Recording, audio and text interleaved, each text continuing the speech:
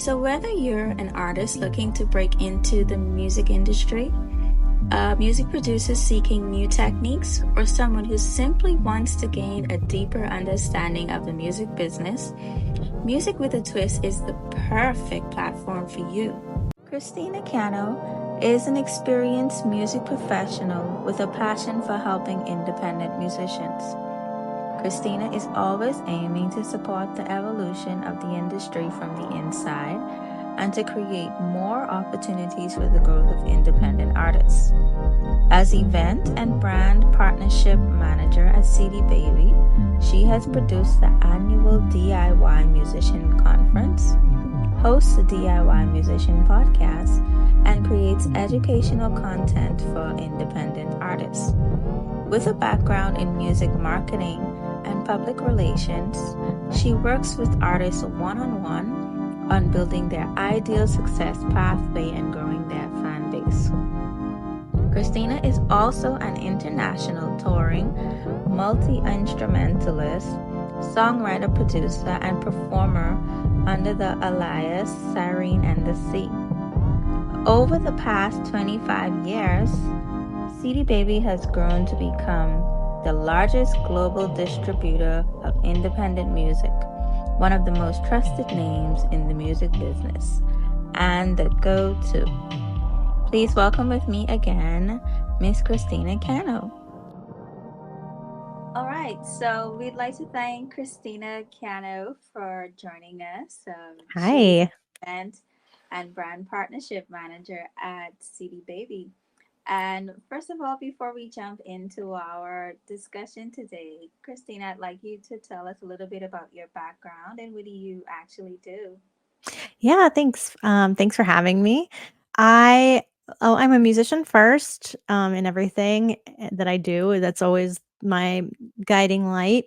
And then with that, I've been working at CD Baby on and off since 2013 in various roles. And the roles that I'm in currently are our events. So all of our external events, we have this amazing conference called the DIY Musician Conference that I helped produce for years. And then I also host the DIY Musician blog podcast and edit for the DIY Musician blog. And we work with amazing partners coming up with activations and opportunities to engage with our community. Basically, my job is the most fun job at my company because it's getting to talk to other artists about making music. So I think I have the best job there. Yeah, and we know a little bit about brand partnerships, and I know for sure you guys do a lot of work with small business owners and assisting them, like you said. Um, with that whole topic, would you like to tell us a little bit more about how do you guys go about finding new artists? Actually getting into the systems that you guys have.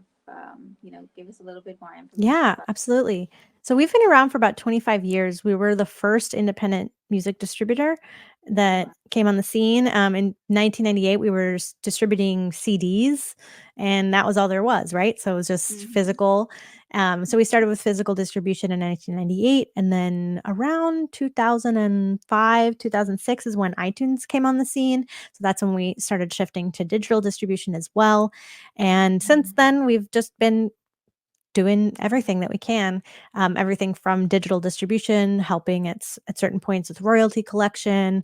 We have partners that we help artists get their copyrights sorted. We have partners that where we help artists with marketing their music. But the thing about us that is a little different is we don't really have to seek out artists, or we don't it's not a Mm-hmm. curated catalog. Anybody can sign up with us. So you sign up, it's a one-time fee, and then we distribute your music everywhere and it's up forever. So some distributors, you have to pay like an annual fee to keep your music up. We don't do that. It's one time. It's $4.99 whether it's a single or an album, and then that's it. That's all you ever have to pay. And we get your music everywhere and we pay you every week. That's what we do. Okay, so this is like, wow, didn't know it was that simple. It is that simple. Literally, if you have an album, you just sign it up on our website, cdbaby.com, and or it's a single, whatever it is, upload your artwork, upload your audio. It's very DIY. It's very much like we give you the tools so that you can manage Mhm. this all on your own. And I think that that's one of the things that appeals to me as an independent artist as well, is that Mhm. there's no middleman. You don't need a manager. You don't need like to be at some top tier. You can be anyone at any range in your career and use this and be distributed. And it sort of takes the guesswork out of how does distribution work, because it literally is just sign it up and it's on Spotify. You know what I mean? Yeah. So I kind of get why you guys called it CD, since you started out with That's the CDs. that's why we did in Yeah. 1998, but yeah, it's evolved, right? So, yeah, that's an interesting thing that we've had to hold on to. Yeah, and it's so amazing, to see how music has transferred from Mhm. the CDs into moving on to the digital platforms right Yeah. now. And, it actually makes the whole DIY marketing and strategies even more accessible to Mhm. artists, to actually start their own career. So I kind of get, why it's so simple now for you guys. And can you let us know, like, what is the most effective way in promoting your work, and building a fan base as an Oof. artist starting That's a out? really big question. Yeah. What is the most effective way? It really depends on what your goals are. That's always Mm, where I start is anytime I'm talking to an artist and they ask a question like that, I ask them, well, what is it that you're trying to achieve with this release? Because everybody has different goals. Everybody has different ideas of what success means to them. mm-hmm. Um, I think there's always what I like to call the champagne dreams. So that might be, I want to be viral, I want to be hit, I want to be touring, top 40 musician. That could be a champagne dream. But is that realistic for your Yeah. first single? Probably not. If this is your first release and you've never released anything before, it's great to set your stars high, but also recognize what's achievable and what is a realistic expectation for that first thing that you're dropping into the universe. So, with that being said, there's so many different approaches based on what that goal is. Some people, the goal is they want to make money. Well, that's going to be a different goal than if your goal is to get 5,000 streams on Spotify, Yeah. because Spotify is not going to pay you a ton of money, right? So if you want to make money, you might have to go a different route. You might have to start making physical or have merch or some really robust marketing campaign where money's going to be coming back to you. If your goal is to make a lot of monthly followers or to hit a lot of streams on a specific platform, that campaign is going to look different because you're going to be trying to push people towards those things. You're going to be building playlists, um, playlist counts, or like how many playlists you're on. You're going to be trying to pitch yourself to those sorts of places. If your goal is, I want to be written up in my local newspaper, that's going to be a completely different strategy. So it's very dependent on what everybody's goals are. And I think that there's not one size fits all for everybody. Like some people really care about social media, some people don't. Some people really care about streaming, some people don't. And those aren't, neither one of those is more successful than the other. Those are just different sort of approaches to how you find your level of success. Yeah, I know from, my experience here in the Bahamas. Yes, I'm from the Bahamas, from those of you who are Yes. listening. I know most of our local artists, they go for getting their videos on YouTube, getting those streams on Spotify. And, for them, that's like everything, Right. yeah. So, Yeah, exactly. Like mm, a YouTube campaign is going to be different than mhm. a streaming campaign. I mean, in some ways, it's a lot of it is still building relationships on those platforms, finding playlisters, boosting your views, maybe creating an ad campaign on YouTube so that you're getting those views boosted. But yeah, it's challenging because there's so many different platforms and there's so many different ways to attract people's attention. And because there's so much music, you also have to be really intentional with how you attract people's attention. Mhm. So, regardless of what your campaign is or what your strategy is, I think the number one thing, and I know this is going to sound cheesy, but is to be authentic with your approach to how you reach people. It's about putting yourself in it and not just putting on a front, like not just being like, "Hey, I'm number 1. I'm the best. You've never heard me, but I'm" like that's everyone does that approach, right? Like, what Yeah, makes you you, and what yeah, makes you so special that I wanna listen to your music? So, whatever it is, whatever the campaign is that you're putting together, thinking about how you're gonna tell the story of you in a way that's captivating people. And I also have experience coming from PR and marketing, so I've worked with artists trying to help develop the story, like, mhm, bring that out, you know? It's very easy once you start talking to an artist finding what that thing is, but it's sometimes really hard for artists to see that in themselves. So having somebody to sort of bounce that idea off of, tell them what it is that why you made the piece of music that you did, or why you make music, period. Having those conversations with someone else might help pull that out for you. yeah. I was actually looking at an article today on LinkedIn, talking about the artistry, and starting out, and the headline was storytelling, Mhm. and it had from branches share, experience, trust, communication, marketing, and content and brand. I feel for the most part, we get caught up on the brand, we shoot our Right. music out there, and we're not so much getting the audience to trust us and sharing the whole experience of what the music is, with the market being so saturated. Let's say, for example, a new rap song comes out today, hip hop, whatever the genre is or might be, Mhm. you're competing against persons in that pool, and it's like, what are you bringing that's actually gonna Right. be different, that's actually gonna transform or Yeah. bring your story, into the music. How are you gonna draw us in, based on that? Yeah. Hmm. And it doesn't mean that you have to again, it's about being authentic. It doesn't mean you have to, like, draw on gimmicks or Yeah, go crazy or have, like, a completely different image than anybody else, like, it's about the story. It's about what it is that what is it about this song that is so captivating? Well, how can you put that into not only a bio, but also how can you put that into the social media captions that you make to promote it there? How can you put it into any marketing captions? Those sorts of things. How can you reach out to press to have them help you tell your story? Uh, yeah, those sorts of things. yeah. Now, with actually the DI artists, they often handle various aspects of their career independently. Mm, And, when it comes to prioritizing the task and managing their time effectively, balancing creativity and business responsibilities, let's talk a little bit about that and, yeah. what advice that we can actually help with artists in that area, and you can tie a little bit on, does CD Baby help with that? Because I know you guys, you assist a little bit with the whole distribution, but it's an Mhm. entirely Yes. DIY artist experience. Yes. Well, coming from experience, I know how overwhelming it can be, and I know that you put all this effort and all this time and energy already into making the art, and that can Mm-hmm. take months, years, forever for some some of us.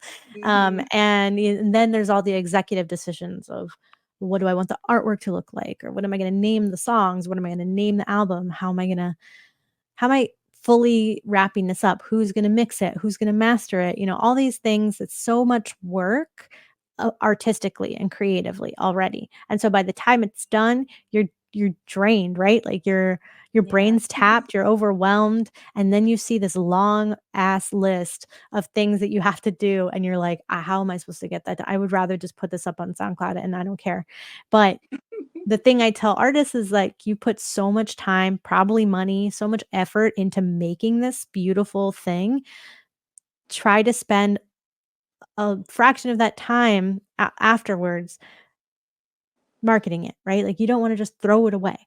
So one thing that a lot of artists don't like is time. Like, patience is really Mm-hmm. hard, right? We work on the album that took us years, but we want it out now so we can work because 'cause we've probably written a whole other one since we started recording this one, right? Like, and so, I worked with labels even where they were like, "Yeah, this isn't gonna be out for another 6 months to a year," and you're like, "What? How how am I gonna handle the how am I patient enough for that?"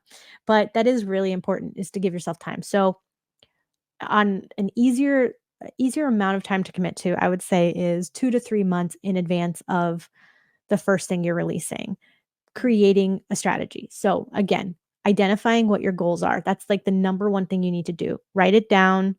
What is the goal with this release? Do you want to sell records? Do you want to build streams? Do you want to get on an editorial playlist on Spotify? Do you want, or whatever the platform is?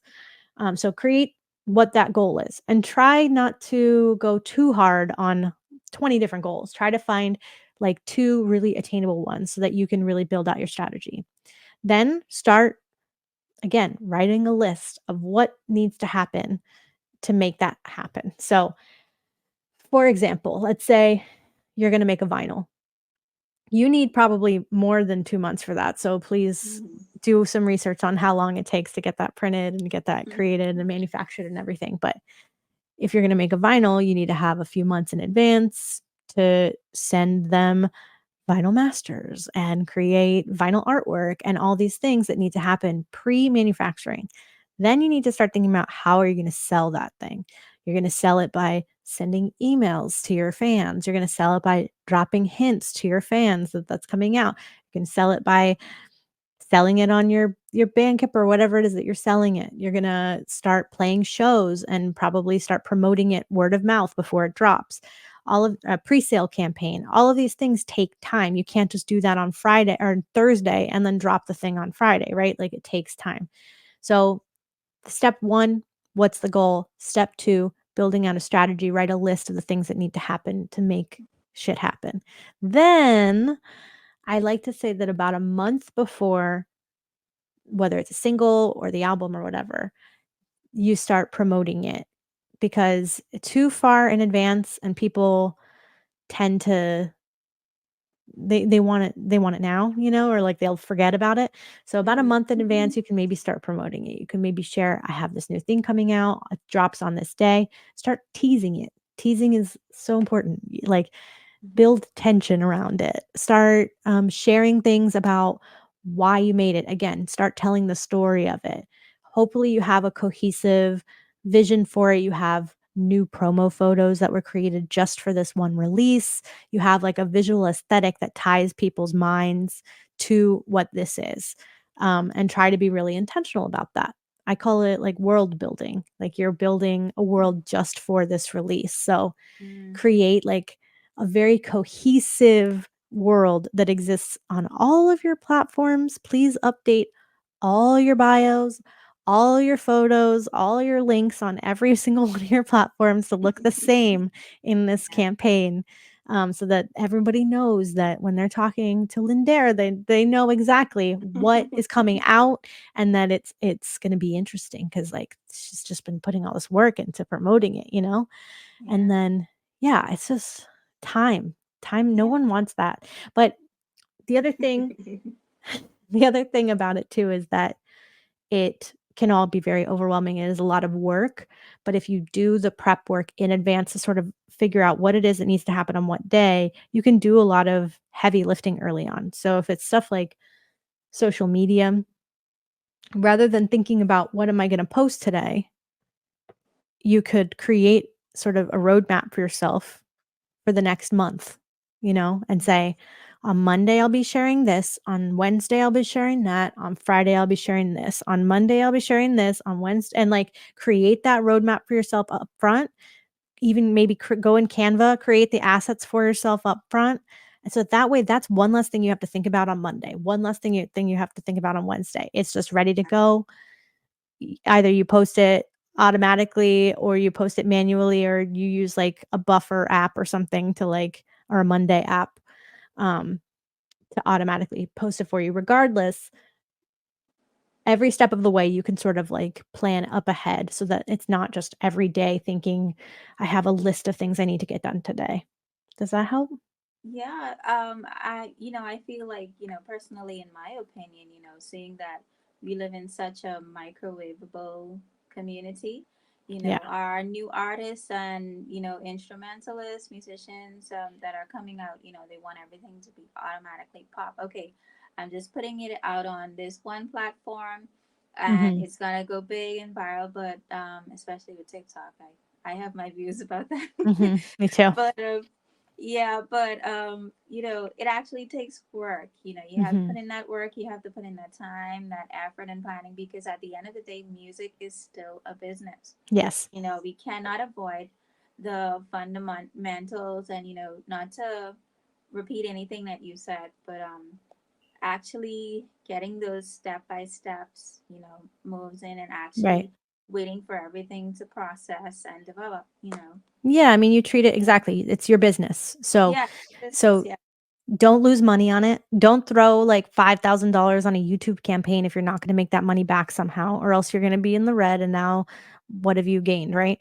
Yeah. Um, I think that's like the hardest that was the biggest learning curve for me. I definitely saw it as a labor of love that I thought, "Well, it doesn't matter if this costs me money. It's something I love. I'm putting it out there." And it took, like, other people sort of helping and guiding me and, you Hmm. know, telling me, like, "Nope, there is a way for this to be sustainable. There is a way for you to make money back. There is a way for you to not waste your time and your energy and your money, into this, and that it all takes planning." And Yes. I think coming from a background where I work in a marketing department and I was watching how we would do like a brand campaign, and Hmm. that takes time too, right? Like it's not like Yeah. you just they popped up on Instagram today and we're like, "Oh yeah, by the way, 50% off," and they made that image that day. Like they worked on this stuff for months leading up to it. Yeah. And so Yeah. that's sort of like how I think about a campaign now is or any sort of release is this is going to take I'm going to drop this in March, so starting December I got to start getting my ducks in a row so that I have everything to go so this can be ready in March. Yeah.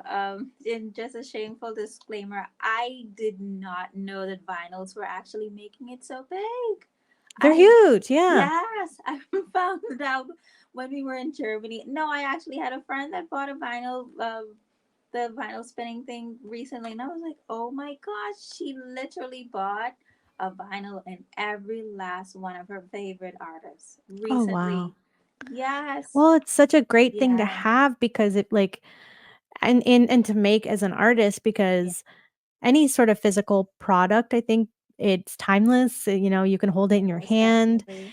I always say, "What if the internet shut off tomorrow and I wanted to listen to music? How am I gonna listen to it?" Well, I have, like, a collection of music. So, that and then also the fact that, listen, you can sell a vinyl for 20, 25 bucks for Hmm. 1, and you'll make more money than if you had 500, 1,000 streams. I mean, like, Yeah. 1,000 streams is like It is. $3, you know? Yeah. So, how many streams is it gonna take for you to make the same amount of money as selling 1 CD or 1 vinyl? Yeah, it kind of makes you wonder, like did something like COVID stir up that up again, and that love and passion for things that we used to enjoy before. Mhm. Nostalgia is hit hard, I think, like, Yeah, yeah, for sure. as technology is ramped up, we all are starting to crave the things that are authentic and that are real and that we can hold in our hands and that aren't in our phones, and so, I Yeah, think that will only continue. yeah, most definitely. Now I know in the age of everything changing, and transforming, as we talked a little bit about, what are your thoughts on the significance of streaming platforms, and how do you think it's going to optimize in the present, Mhm. when it comes to exposure for an artist? Is it okay for an artist just to stick with digital platforms? Seeing that we have the whole introduction of vinyls, will Mhm. we go back into CDs again?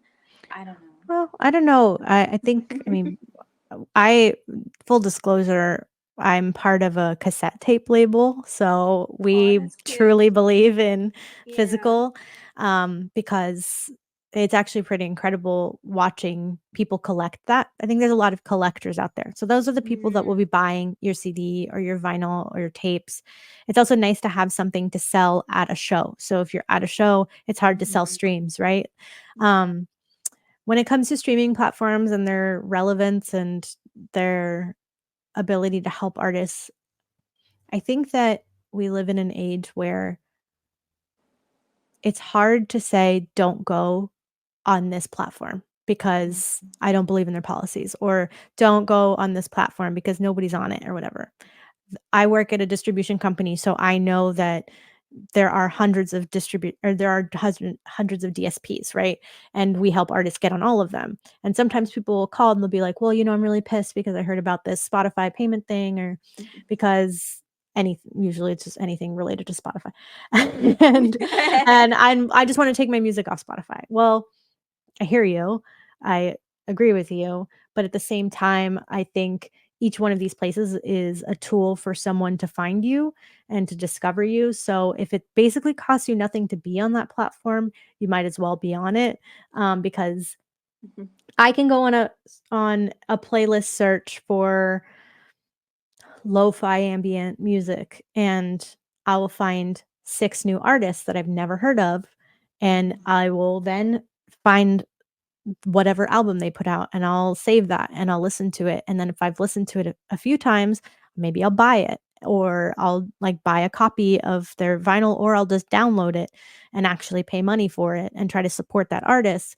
So I don't think that it's irrelevant in any way. I think if anything, it is what we have now, so let's keep on it. But I wouldn't put all your eggs in that basket. If you're trying to get famous, I wouldn't put all your eggs in that basket. I would, I would try, if you're trying to make money, I definitely wouldn't put all my eggs in that basket. But I wouldn't, like, not be on those platforms, if that makes sense.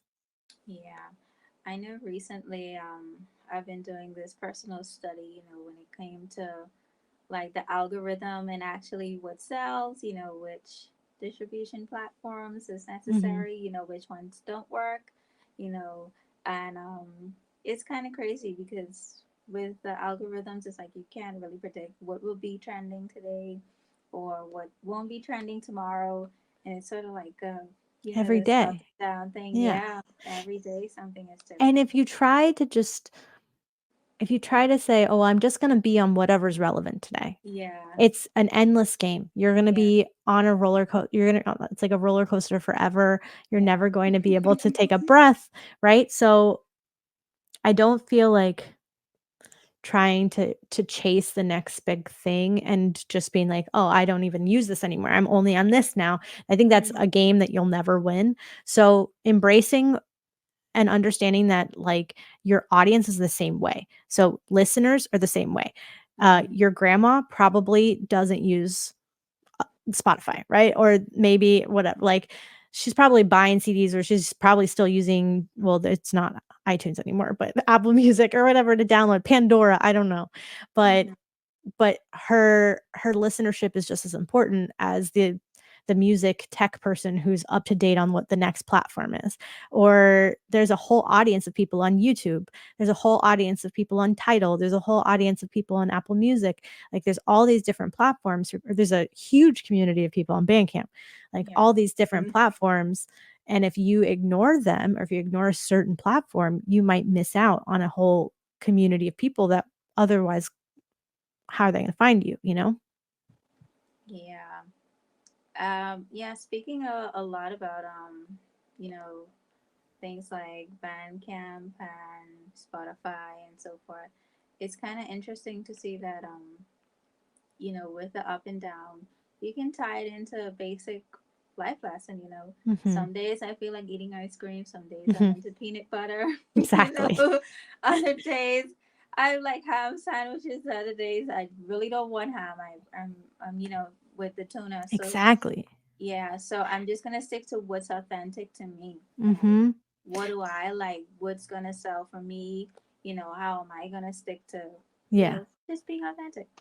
I mean, I'm exactly the same way, and it's funny, I mean, I just said this whole thing about be on everything, but at the same time, like, I am not on TikTok. I have no desire to be on TikTok. You're not. I No, I don't want to be.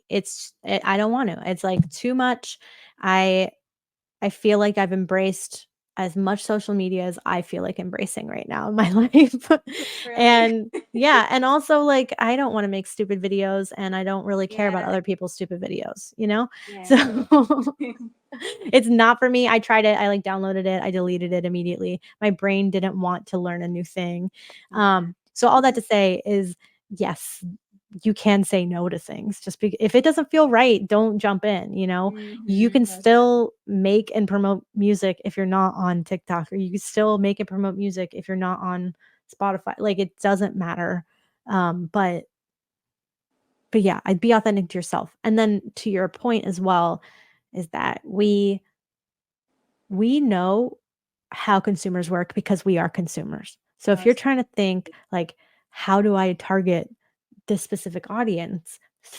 Put yourself in their shoes and think about how definitely. they consume something Yeah. because you're a consumer as well. You can do that. It's probably not that far of a leap for you, right? So think about what is it that grabs your attention and use that.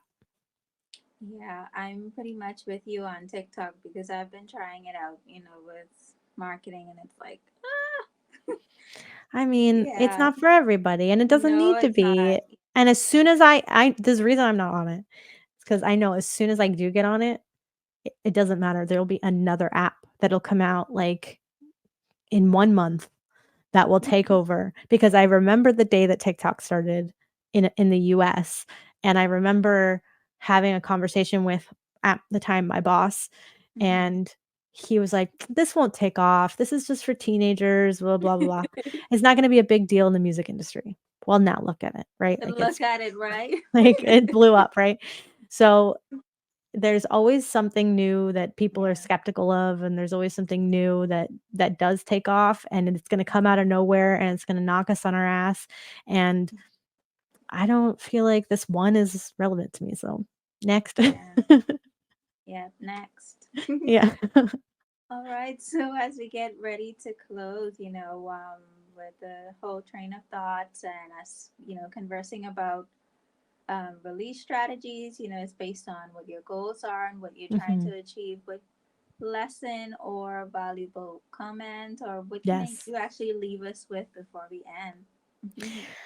Oh, just be patient with yourself and try to build a team. So that can just be a team of people that you know wanna help you with your goals. It could be other artists that you collaborate with. It could be, Hmm. somebody who's not yet your manager, but maybe you want them to be one day. Try to Yeah. build a team of people. One thing that has helped me along the way is finding out that I have friends that have a lot of amazing gifts and they want to work together. So I have a friend who's a photographer. I'll do album art with her. I have a friend who's a graphic designer. I'll hire them. I have a friend who's a videographer. I'll hire him. And Yeah. building this network of people that all want to work together, and I'll make music for their projects and that sort of thing. Yeah. Um, Building a network of people is the way you're gonna get through it, and that overwhelming sense of, "How am I gonna get how do I do it all?" Just remember you don't have to solve it in a day. You have time. If you release this next month, is that really so bad? If you release this 2 months from now, is Yeah. that really so bad? What's the difference between 2 months from now and tomorrow? You know? Yeah. Yeah, building communities, is so important, in the world, but especially in the music world. Mhm. And thank you so much for ending on that note, Thank Christina. I'd you. like to thank you so much for sharing Oh, your knowledge thank you. with us. Yes, it was amazing. It was a treat. Oh, And thanks. Well, I really enjoyed being on here, so thank you. yes, I did as well. And I'm sure that our listening audience will as well. Well, if you want to find me, you can find me on the DIY Musician blog or podcast, so DIYmusician.com, or Siren in the Sea is my artist name. Come find me. I'll chat with Yes, you. great. Thank you so much, Christina. Thank you. All right. Be sure to subscribe to our podcast and channels. Thank you for watching.